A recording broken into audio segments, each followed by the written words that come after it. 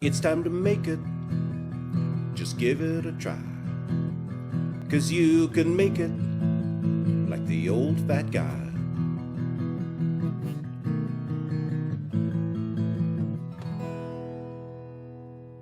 Welcome to this episode of You Can Make It with David Farrell, the old fat guy. Today I'm going to make something I really enjoy, which is macaroni and cheese. But not just any macaroni and cheese. To most people, macaroni and cheese comes in a box with some really brightly colored orange powder. I want to make adult ham, mac, and cheese. Well, what makes it adult? Well, there's no dirty words or anything, just a few more flavors, more than just the macaroni and cheese. I want to put some salsa in it, some ham in it to give it a bit of meatiness, and a little bit of jalapeno just to give it some spiciness, but not enough to make it hot so it would burn. So kids will like this too, but it's really geared to us adults.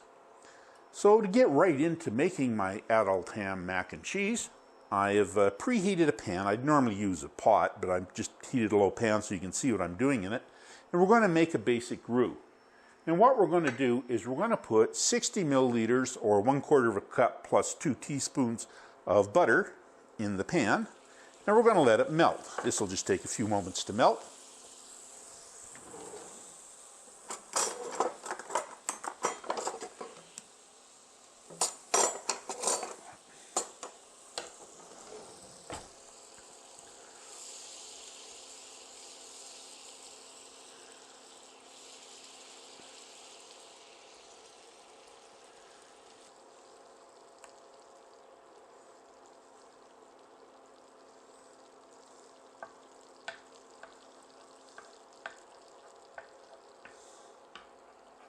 Okay, the butter's just about totally melted. And when you're making your roux, you usually use equal parts of flour and equal parts of butter. So I have 60 milliliters of butter, so I'm going to add 60 milliliters or 1/4 of a cup plus 2 teaspoons of flour to the butter.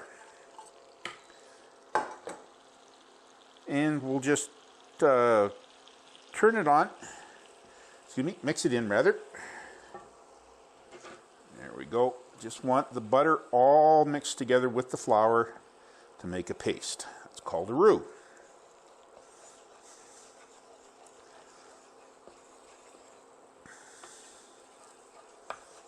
And you want no lumps in your roux, just keep stirring and the lumps will come out. So now that we've got the flour mixed with the butter, we can add a liquid. And the purpose of the roux is to thicken the liquid to make a sauce. So we're just going to slowly stir in 400 milliliters or about 1 2/3 cups of milk. Just slowly stir it into the butter.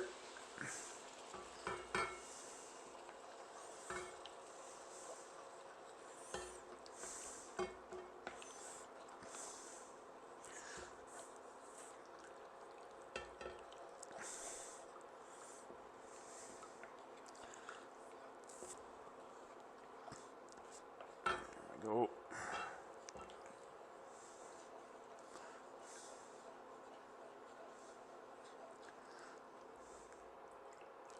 There we go. Now, we need this to heat up and just start to get a little bubbling on it. That's going to take a few minutes, and we're going to stir it constantly while we're doing it.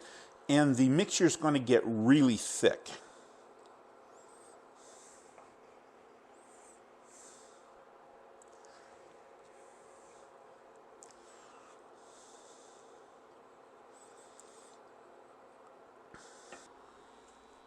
So it's taken about 3 to 4 minutes for the mixture to get creamy and thick.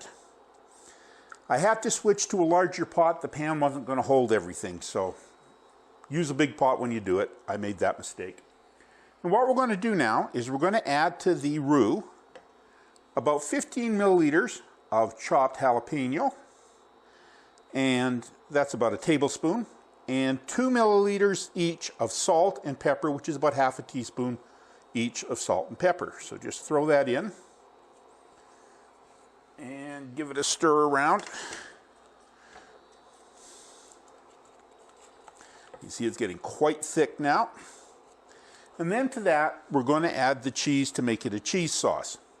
Now I've used 250 grams of cheddar, but also threw in a little bit of manchego just to give it a little different flavor. Feel free to use all cheddar.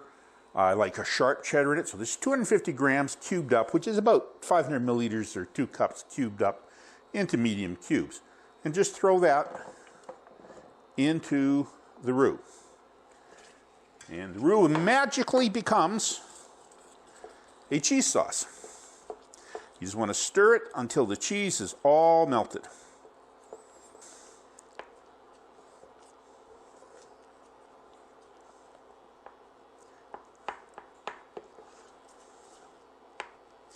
So the cheese is pretty well melted. There's just a couple little lumps in there, and we'll stir those out as it heats up a bit more. Now what you have here is a really good cheese sauce that you could also use on broccoli or cauliflower or anything else you like, but it makes a great mac and cheese.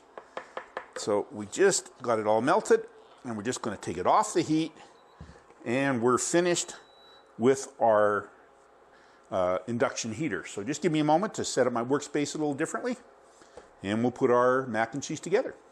We now have to put a macaroni and cheese together as our casserole.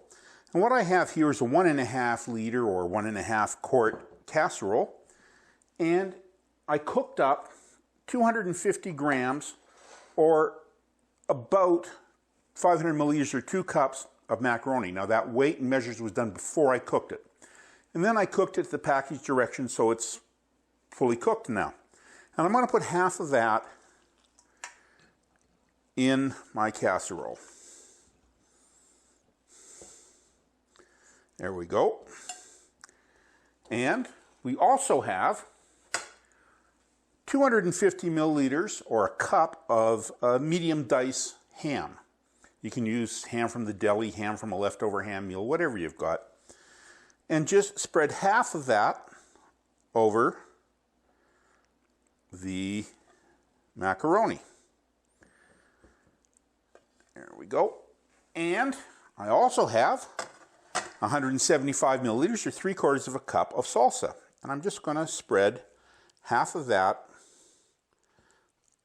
over top of the ham. Let's get it mixed around. There we are. And now that we got the salsa in, we're going to put half of the sauce we made over the top of that. There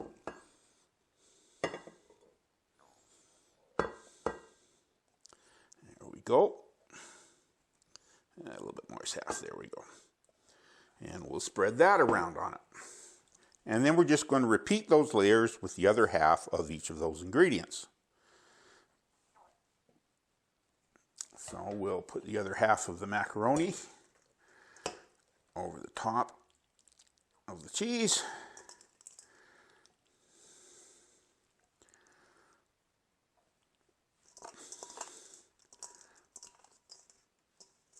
There we go.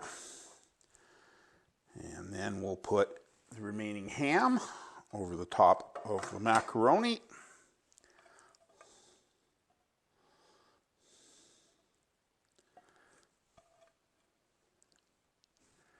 And the remaining salsa over the top of that. Let's just get a spoon to get the last little bit of it out here. It's just a bit easier. We'll just spread that around on top of the ham. There we go. And then the last half of the sauce poured over the top of all that.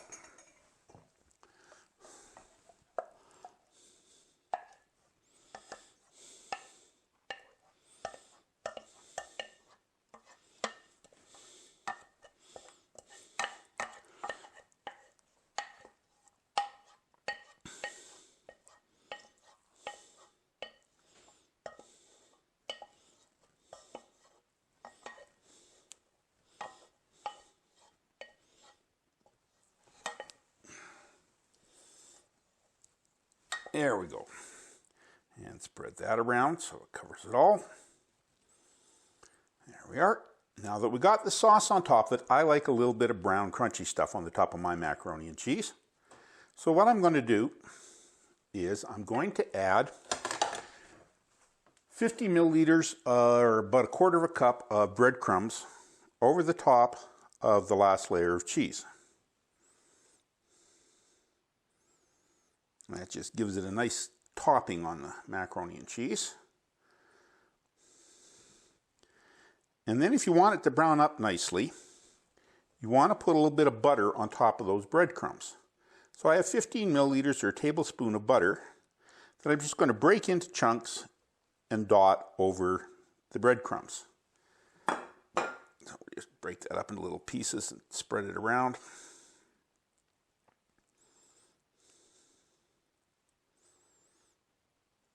There we go, that should be lots.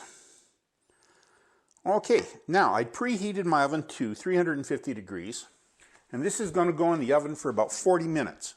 You want it to be bubbly and the breadcrumbs to be a little browned on top, so let's fire it in my oven. So the macaroni's cooked for 40 minutes. It's nice and bubbly around the edges, got some nice browning on it, and I've let it sit for 10 minutes because it just sets up a bit better. Now before I get into trying it, I did want to ask you something. Do you know why old Italian chefs don't like to try new recipes? They're stuck in the pasta. Dun-dun-dun. Anyway, let's get into trying our macaroni and cheese. So we'll just scoop some out. Oh, it's so creamy. Look at that. Nice and creamy sauce all over it. Oh, I can just hardly wait to try it. We'll just dive in there.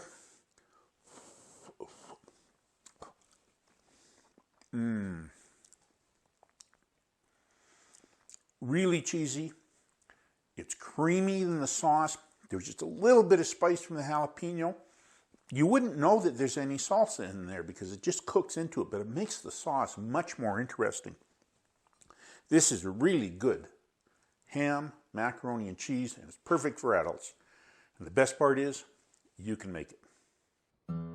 In this episode, David made adult ham mac and cheese.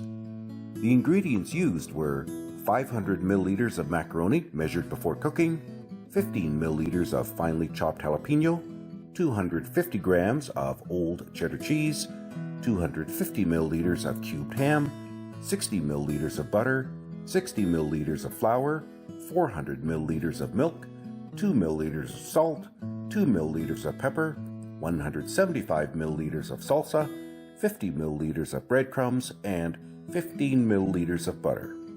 For the complete recipe, visit David's blog at oldfatguy.ca. And remember, you can make it.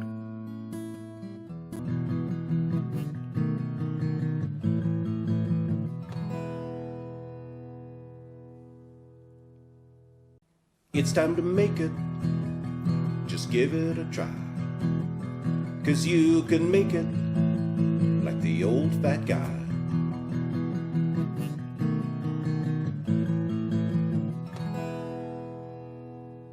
Welcome to another episode of You Can Make It. I'm David Farrell, the old fat guy. Today I'm going to make something really great for breakfast. I'm going to be making bacon cheese scones. Now, bacon cheese scones are not your dainty little scones you have at tea parties with jam on them. This is a hearty, cheesy scone that you can have for breakfast. It's got bacon, it's got a lot of cheese flavor. This is good for a snack, a luncheon, or a meal, and it's really easy to make. So I'm going to show you how. I started off by preheating a fry pan to medium high, and I have 200 grams or 300 milliliters, which is 1 1/4 cups of chopped up bacon. You can also use chopped up ham if you want, but I just find bacon works out better. And you just want to throw that in the pan and brown it up.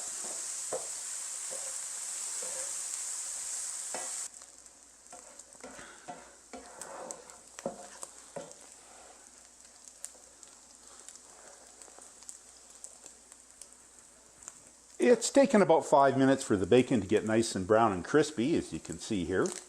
Now, I used trimmings off some of my home bacon for the bacon. If you're using store-bought with slices, there'll be a lot more fat. You don't have to worry about a little bit of fat like this, but if there's a lot, pour some of it off. And then we just want to take this bacon out of the fry pan and let it cool down. So we'll just put it back in its bowl here.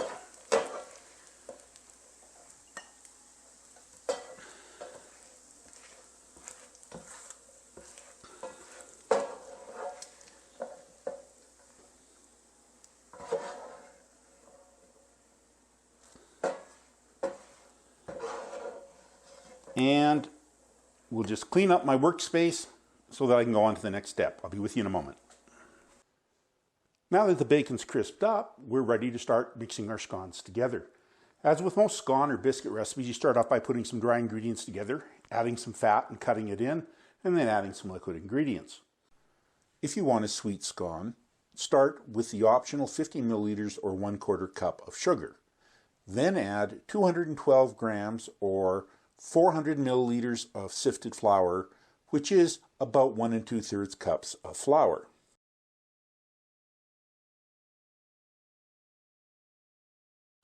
And then I'm going to add to that 106 grams or 220 milliliters, which is 3/4 cup of whole wheat flour. Again, make sure it's been sifted well if you're using anything other than the weight measure. Now you can use all white flour if you want, just substitute white flour for it. I just like a touch of whole wheat in my flour. So what we're going to do from there is we're going to add some baking powder. I have 15 grams or 15 milliliters or 1 tablespoon of baking powder. I have 4 milliliters or 3 grams or 3/4 teaspoon of salt. I have 1/2 gram or 1 milliliter or 1/4 teaspoon of pepper. And I have 1/8 teaspoon of garlic powder, which weighs about 0.4 grams and is about 1/2 milliliter. And I also have a pinch of cayenne, so I'm just going to throw those in. And we're going to stir the dry ingredients together.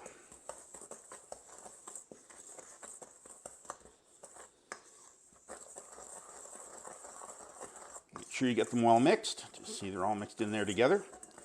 Now to that, I'm going to add some cold butter. Now I've kept my butter in the fridge because you want it to be cold because it'll cut in better and give you a flakier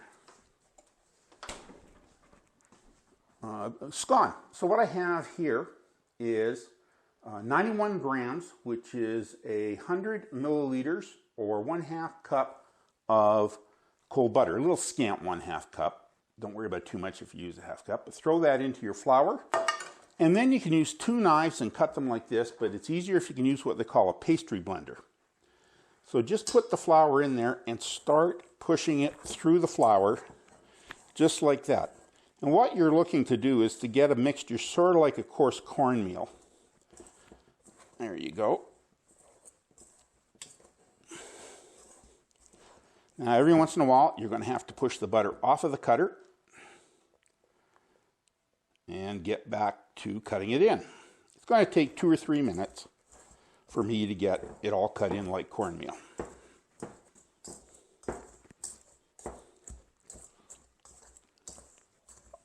Okay, it only took me about 1.5 minutes, but you can see that there's little chunks of butter, but mostly it's sort of a meal type consistency.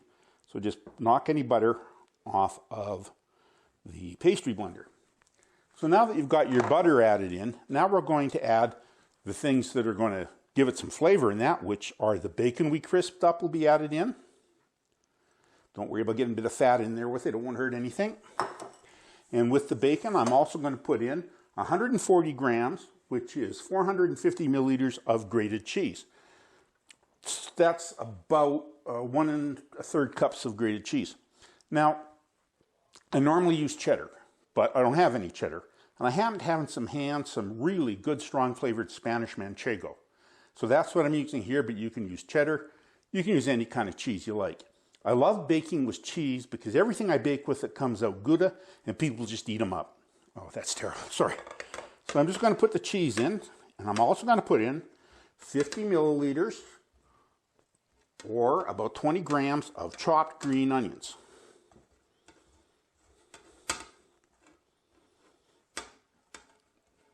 So we got the cheese, we got the bacon, we got the green onions. We know this is going to taste good. Now you just want to stir them until they're well mixed with the flour. Just like that. Just mix it up until it's quite well blended together. The cheese might stick together a bit. Just break it up.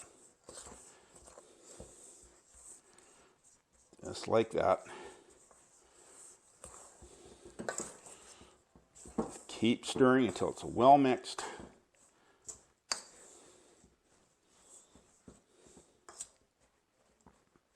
Now, if you have any big clumps of cheese like that, just break them apart with your fingers. And That looks pretty good. Now we're going to make a little bit of a well shape in the flour, and we're going to add some liquid ingredients. And what I have to add here is 125 milliliters or a half cup of yogurt. That adds a little bit of tang flavor to the scone.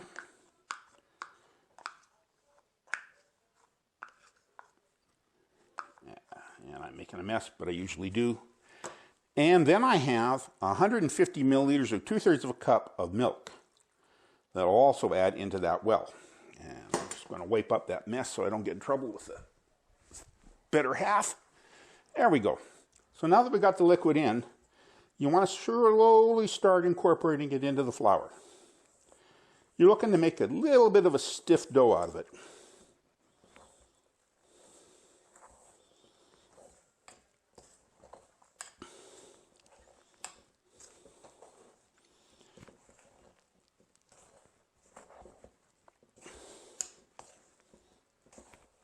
Now, once it starts to come together, I find there's nothing that replaces good old clean hands, make sure you've washed them well first, to mix together the last little bit.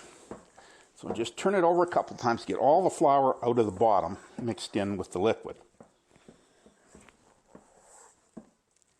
Just like that. And once you've got all the flour mixed in with the liquid, you'll be ready to start shaping your scones. I just got a little bit of loose stuff on the bottom. I'm just going to scrape up and make sure it's mixed in. There we go. So now we've got a nice stiff dough. And it's all mixed together. So what we're going to do is we're going to cook these on a baking pan that I've sprayed with some baking spray. So just turn that stiff dough out onto a baking tray. And then what you want to do is form a disc about an inch thick. Just form it up into a nice disc shape. Don't worry about perfection. You just want it to be sort of round. Straighten the edges up a bit. And there we go. Now, I want to get about 8 scones out of this, and we're going to cut them into pie shape. So just give me a moment to wash my hands. Now, I'm just going to cut this into 8 pieces, just like you would a pizza or a pie or whatever. So I'm just going to use a sharp knife and start by cutting it in half, and then in quarters, and then cut them in 8ths. And as you cut each 1/8, we're going to pull them apart just a bit so they aren't touching, so they'll brown on all edges.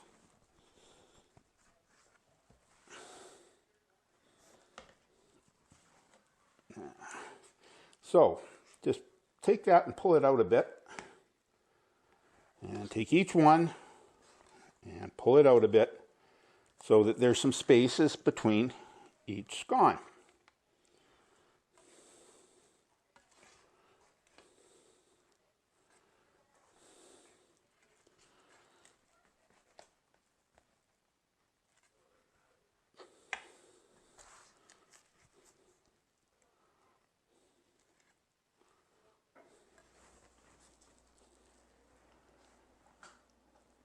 There we go. So there's a little bit of space between each of the scones. Now I'm just going to fire these into a 425-degree oven for about 25 minutes. The scones have come out of the oven and they're beautiful golden brown. If you want to really make sure they're cooked, you can put an internal, instant read internal thermometer in them and push it into it. If it reads about 204 to 205, they're perfect. So of course, I want to let them cool down a bit. These have been sitting for about 10 minutes, so they're still just nice and warm. And you have to try one, of course. Let's take a bite of my bacon cheese scone.